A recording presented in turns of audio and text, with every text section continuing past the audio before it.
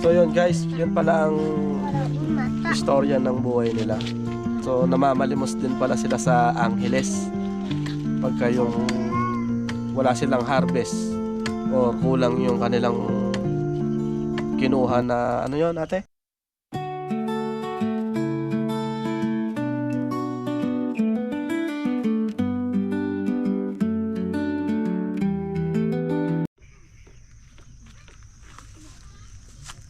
Magandang hapon po mga ka-cute, yun o, mga kabayan. So andito na naman po uli ako ngayon kasama si Joanne. At meron po uli tayong isang bahay na natagpuan dito para mabigyan po natin ng konting handog na tulong natin. May aso. So interviewin po natin sila kung ano po ang kalagayan nila dito, kung ano ang kinabubuhay nila. Tara po at punta po tayo sa kanilang tahanan at nang makausap po natin yung lokal na nakatira sa bahay na to. Tara po.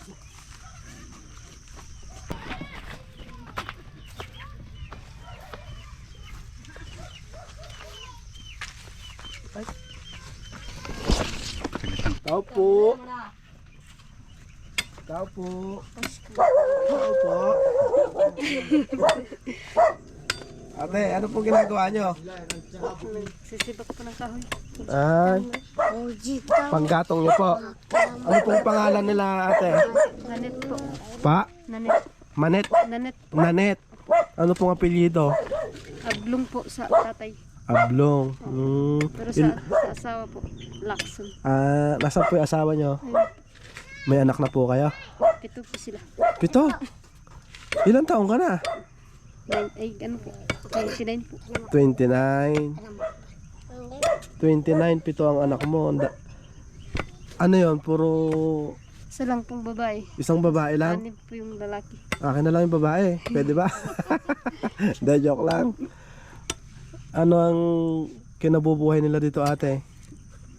Minsan po saging, kamuti. Tapos minsan po, pag wala pong bigas, ay upo. Bumuso po yung asawa ko. Minsan. Gaano kadalas po yung minsan? Paminsan-minsan. Hindi, joke lang. Pinapatawa lang kita. So, ikaw ang nangahoy niyan ate? Opo. Saan mo kinahoy yan? Galing po ako dun sa trabaho. Trabahuan? Ay, nagtatrabaho ka dyan. Yung asawa ko po kanina po, nagtrabaho doon po sa katulad po ninyo. Ako po nagtrabaho doon po sa amin. Kararating ko lang po. Kararating mo lang. Meron po ba tayong pagkain dyan? Wala pa. Hindi ko po nakapagsaing. May pangkape tayo dyan. Makakapagkape ba? Meron po kape dyan po. Mainit yung tubig. Ano po yung asawa nyo? Aita rin po. Ay, rin po yan po. Puro. Kilala po ni Kuya yun. Kaya nagpasama ko kay Makoy. Yan. Dahil siya ang may kabisado sa lugar na to. Kaya syempre para na rin makapagbigay din ako ng konti sa inyo kahit na maliit lang, di ba? Bukod doon sa pamumuso ate, wala nang ibang trabaho? Wala na po, yun lang po. Nag-aarawan sa mga anak. Tapos po, nag-aarawan po doon sila. Diyan po, sa katulad po ninyo. Ano yan ate, yung 7 anak mo, nag-aaral na yung ilan doon? 2 lang po nag-aaral. Tumigil po yung, Ilan taon na yung panganay mo? ano na po, 10 na po. 10. Tapos po yung bunso, ilang taon na po? Mag-isang taon po. Mag-iisang taon. 7 yung anak mo, 10 yung panganay. Ang dami ha. Hindi ka nahirapan sunod-sunod? Hindi po. Laigit na po ako ngayon. Ay, like it ka na ngayon Diyan yan. po sa bunso ko. Ay, like it ka na ngayon. Tapos nag-iisang babae lang. Ano yung panganay mo? Babae? Lalaki. Lalaki? Anong gagawin mo dyan, te? Ba't ganyan? Para maupod. Para maupod. Panggatong. Yan. Yun talaga ang pangunahing pangluto nila dito, di ba? Mayroon din kayong ilaw dito, solar. Solar. Eh, Kailan po. Minsan, pag alas 10 po. Ay, Alas 6 pa lang umaandar yung solar. Hindi po. Pag Alas alas 10 po. Alas 6 po siyang hindi po yung ilaw. Alas 6 Tapos mamatay. pag alas 10 mamamatay. ay hindi na i-charge mabuti. Kasi yung araw, yung panahon, ano? Saan galing yung solar nyo? Binili mo? Binili naman po dyan. 1.5 po. 1.5. Ilang piraso yon? Okay, tandang. Kira. Huwag ka mahiya. Kaganda-ganda mo, nahihiya ka. Oh, di ba? Nanet, nanet, di ba? Nanet. Oh, Binayaran po lang ng asawa ko ng puso. yung 2 sako po. 2 sako. At least may ilaw kayo, di ba? Hindi kayo yung nagagasera. Pero dati, ano yung ilaw nyo dati? Ano lang po. Kinki. Kinchi, ano yun? Kinki. Kinki. Sera. Gasera, ano? Tapos pag walang gas, Pag walang gas po. Ano lang po. Apoy. apoy, dapog. Opo. So hindi ganun kalamig dito. Malamig din. Sobrang malamig pag gabi po. Paggabi. Ay, kaya pala nakarami. Dahil malamig. Ano? Nakagangawa. Tatabihan ko. Ha? Si. Oh, sarap pa. Ano, ate, itong tinitira nyo sa inyo tong lote? Sa amin po. Kinatatay po. Ito po yung bahay nyo. Opo. Ayan po yung bahay nila, yung dingding, Tapos po yung plywood po. plywood. Hiram lang po namin. Bali, ilan kayo nakatira dito? Kita ba? Siyam kita ba lang po? 8. Siyam. Siyam. Piti anak kali. Ito yung anak. Pito anak o di siyam. Wala nang iba. Nawala na po. Baka, Kami lang po. paano yun? Pagka halimbawa kakain na kayo, yung ibang anak mo, halimbawa wala. Hinahanap mo pa o hindi na? Hinahanap po sila. Bago kumain, ano? Ito, anak mo to. Opo. Pogi, ano? Tapos yun, anak mo din. Nahiya naman siya. Oh. Opo. Tapos siya. Iyon eh. Di ba si, ano pangalan nan? Intrigal. Pagaspas. Sa karya sa po. Sa Karyas. Pagaspas ka, ano? Sa Karyas pala. Pagka ganitong oras, wala pa ring ilaw yan. Opo. Mamaya-maya pa pagka Kaya po alas 6. alas 6. Nakaluto ka na ba ate? Hindi pa po. Interviewin mo siya. Hindi ka pala. Ano oras ka magluluto? Kaya rin mo dyan. Magpapahinga lang. Oo. Siyempre pahinga muna. Kagagalit po kasi doon. Pag namamasukan kasi yung nag-aalaga ng anak mong maliit. Yung kuya niya po. Hinahatid sundo nyo. O naglalakad lang. Natutulog po doon sa baba po. Ay, may bahay kayo sa baba? Yung bahay po ng tatay ko. Sa tatay mo? Silang lahat andoon. O maliit Dalawa lang po sila. Dalawa lang sila. Ayun po. Saka yung isang panganay po. Ano yung ate nanganak yung 7 mong anak sa bahay o Yung 3 po nanganak po ako sa ospital. Yung 5 po sa bahay po. parang mali ate ah? 8 na naging 8 ang anak mo. Eh, Yung ilan yung sa ospital? 3. 3, tapos Yung 5 daw sa bahay. 8 lang naging anak ni ate. Mali kaya ate Ay, lang. 6 po na sa bahay po. Tapos 2 sa ospital. Ay, 5 po dito po sa bahay. Yung 3 po doon. Oh, 8 na nga. Namatay po yung isa. Kaya Yung pala. bunso. Ay, Kaya yung, pala 8. yung sunod po. Sunod niya po.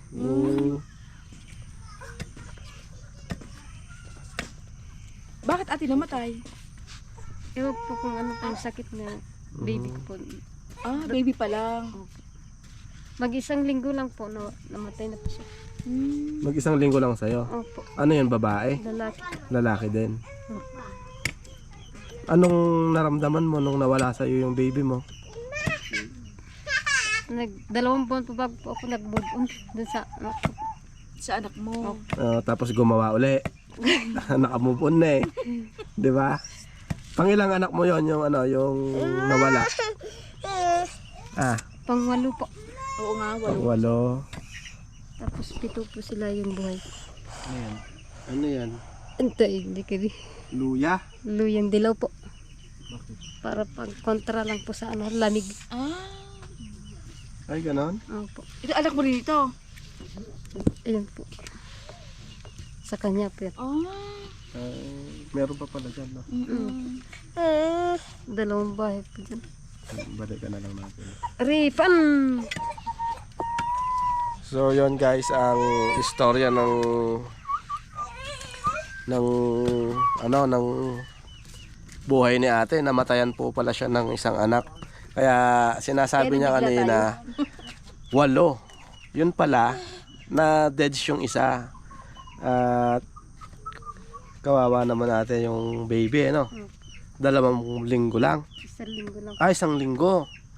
Tapos 2 months siyang ano.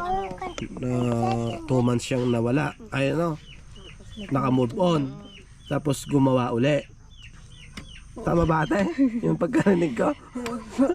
Tapos nasundan uli yan. Agad-agad. Sipag ah. Malamig eh. Di ba? Pero masarap naman yung maraming anak, ano? Di ba? Masaya, ano? Yung sama-sama kayo pag matutulog na, di ba? Ilang taon na, ayan yung anak mong babae, nag-iisa. Ilang taon na siya? 6 na po. 6, nag-aaral na yan. Hindi pa po. Bakit? Mahirap po kasi maglipad sa daan po. So wala kayong ano, yung sariling kulong-kulong, ganon. Wala. Di ba? Dito Kaya minsan po, nagpapalinis po kami para nakahanap po ng pera sa anak po. Pag ay binisara po ng nagpapalimos motor. kayo? Opo. Saan kayo naglilimos? Doon lang po sa amin. Sa Angeles? Kasama mo lahat ng anak mo? Opo. Nilalakad nyo lang yon? Opo. Naglilimos ka? Ilang anak ang kasama mo pag naglilimos ka? Sila po lahat. Lahat sila? Hindi ka nahihirapan? Minsan po may maiwan po sa Hmm. kubo. So pag pupunta kayo doon, kumakain muna kayo dito bago kayo maglakad o ano? Hindi po natutulog na po kami doon. Sa daan? Sa galing po ng akasa po. May kubo sila doon. May kubo kayo doon. Opo. Tapos doon na kayo, maglalakad na kayo papunta ng Yung pong Angeles. ginagawa namin, pag nahihirapan na po yung asawa ko, namumuso, naglilimos po kami. Kasama rin yung si Kasi kuya. hindi naman po sapat sa pamilya yung isang sasalit na bigas po. Tapos may nag-aaral po. Hindi po nila kasa yung 2 gatang hanggang Bernes po. 2 gatang, Opo. magmula Lunes. Opo. Hindi talaga kakasya yon. Kahit ilugaw mo yon, hindi kakasya. Oo. Sa Kaya kahirap, po ginagawa namin po yun. may nang bibigay naman. May nang bibigay naman po. Kahit na maka-1,000 po kami. Sa isang araw. Opo. 2 araw po. 2 araw. Ganon kahirap ang buhay talaga, no? Opo. Naglilimos kayo sa Angeles lang kayo naglilimos. Opo. Dito sa ibang kabilang bayan, Hindi po ganun. hindi, basta sa Angeles lang. Opo. Hindi na kayo lumilipat ng bayan. Di ibig sabihin kilala na rin kayo doon. Opo. Madalas din ba kayo mamalimos? Hindi lang. Hindi po. Madalang lang. Pag kailangan lang. Opo. Ah, Pag kailangan lang po namin. kasi may sarili rin kayong binubungkal na lupa. Opo. Sa amin po yung binubukal namin. Pinagtataniman po ng gado. So ibig sabihin pag wala pa kayong harvest, nagpupunta kayo ng Angeles para manlimos. Opo. Ay, kawawa naman pala kayo. Tapos pag kayong nakapag-harvest naman kayo, ano yun? Hindi nyo pinangungutang Hindi po. o ibinebenta nyo na, gano'n? Binibenta lang po namin dyan. May buyer dito. Opo, ayun po ba? So sila na ang bumibili para hindi nyo nadali ng bayan. Paano po dadalhin sa bahay na wala ka pong sariling kulong-kulong? Kailangan talaga dito makapag-provide ka ng ng sasakyan mo, kahit kulong-kulong lang. Sa pag-iigib, di naglalakad lang din kayo. Ang layo ng igiban. Malayo po, nasa baba po. Alam niyo po. Sa baba. Malakas yung tubig dyan. Mahina lang po yung tubig dito sa baba. Pero doon po sa pinuntahan po nila. Malayo. Opo. Tapos isang container lang yung madadala mo. Paahon pa. Nag-iigib ka din ate? Hindi ko po kaya mag-igib na mabigat, ay magbuhat ng mabigat po. Oo. Noon po. Nag-iigib po ako. Nag-iigib ka noon. Buhat ko po yung isang container. Pero ngayon, wag mong pinipersa. Dahil mahirap pag kayo ang nagkasakit o napilayan, ang dami mong anak. Hindi mo masuportahan yan pagka ikaw nagkasakit o nagkapilay sa pagbubuhat. Lalo hindi ka hindi ka makatrabaho, di ba? Kaya so yun guys, yun pala ang istorya ng buhay nila. So namamalimos din pala sila sa Angeles pagka yung wala silang harvest or kulang yung kanilang kinuha na ano yun ate? Puso ba? Puso ng yung butuan. Nakakailang sako si kuya sa isang araw? Minsan po. Para may 5 piraso lang po pag minsan po. Ay gano'n, saan ba siya namumuso? Diyan lang po. Hindi siya lumalayo. Hindi kagaya yung ibang nakikita ko dito na sako-sako yung dala. Hindi gano'n. Kaya din po nila. Kaya lang mahirap talaga manguha, no? Pag wala po puso, Pag walang puso. maiuwi mo po yung sakong walang laman. Paano yun? Di bokya, gano'n. Tapos pupunta si kuya, walang kain or kape, gano'n. Uuwi po siya, walang kape po, patas, walang kanin po. Gagawin ko na lang po, maghiram po ako kina mama po. Pinapahiram ka naman. So, ang hirap pala ng kalagayan mo dito. At meron kaming ibibigay sa inyo kahit na konting tulong lang, ano? At least maibsan yung nyo, yung pangangailangan nyo, ano? So ito, may bigas ka na kahit na konti lang. Salamat. Grocery. Yan.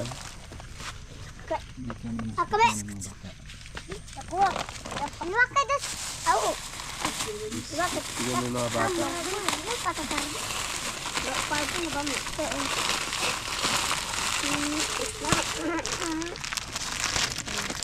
Ano sila tigil-tigil pa?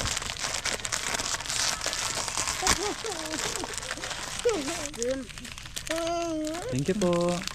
Ano ba sasabihin? Ano sasabihin? Salamat. Salamat. Gusto ko no. Salamat. Walang ano man. So ayan o, andito na yung pangangailangan nyo sa araw-araw, ano, yung paborito nyo, yung kape. Kaya yung kahit konting bigas lang makatulong din, mga noodles, ano. At ito, may cash din akong ibibigay sa'yo. At pasalamatan na lang natin si Nanay Sara dahil pinadaan lang niya sa akin yan, sa kanya nang galing yan, para makapagbigay tayo ng tulong niya sa kagaya nyo din na kapos na nangangailangan. Ano bang masasabi mo kay Nanay Sara? Maraming salamat po. Sa binigay Lakasan mo po daw, niyo. lakasan mo daw. Maraming salamat po sa binigay niyo po. Madam. Dito. Kay Nanay Sara, hindi yan si Nanay Sara. Dito. Ayan, Maraming po salamat po sa inyo. Nanay Sara. Nanay Sara po. Ayan. Malaki na po tulong sa amin to. Ayan. Para may pangkain po yung mga anak. Ayan. Yun lang po masasabi ko sa inyo. Mag-iingat kayo sa pag pumupunta kayo ng Angeles. Mabibilis ang mga sasakyan doon, di ba? Nahawakan mo rin yung mga anak mo. Paano mo nahawakan yun? Nakadami nila. Minsan po hindi po naglalakad yung asawa ko. Siya po yung nagbabantay. Siya nagbabantay. So, sige, paano? Magpapaalam na kami. Sige po, maraming salamat po sa inyo. Salamat din. Na, walang ano man yun. So, yun guys. At isa na naman pong pamilya ang ating na tunghayan yung kanilang mga buhay. Ganun po talaga. At ayan. Salamat. Tanga naman. So yun guys, at magpapaalam na lang kami. At see you next vlog na lang ulit mga cute. And nagpapasalamat uli ako sa buong team, ang Team Lori, tsaka Team Lori Driver, Makoy and Jacoy. Please subscribe po. At syempre ang inyong lingkod, Sara Cute TV. Yan, subscribe din nyo po. At pakishare na rin po.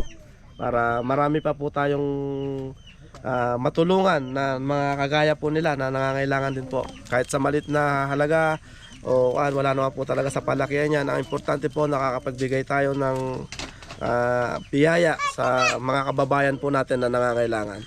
So yon, at dito ko na po tatapusin ng vlog na to, and see you next vlog na lang po mga cute, and God bless us all. Ingat sa atin lahat mga cute. Alright, bye